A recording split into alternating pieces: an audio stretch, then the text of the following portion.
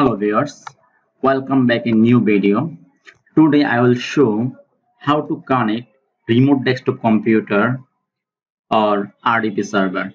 First of all, you can search in remote desktop, or other way you can run mstsc.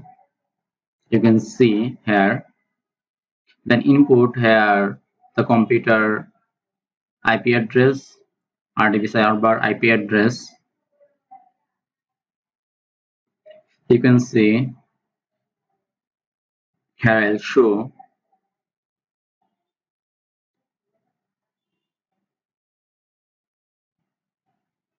And another way you can connect the computer name mstsc, then you input the computer name, then connect, then you put username and password, computer password, then okay, then yes, I access two computer at a time.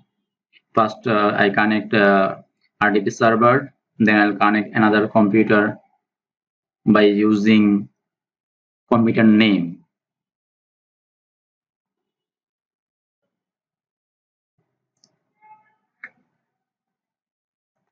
If you like this video, please subscribe my channel and comment below for new video. And finally, thanks for watching.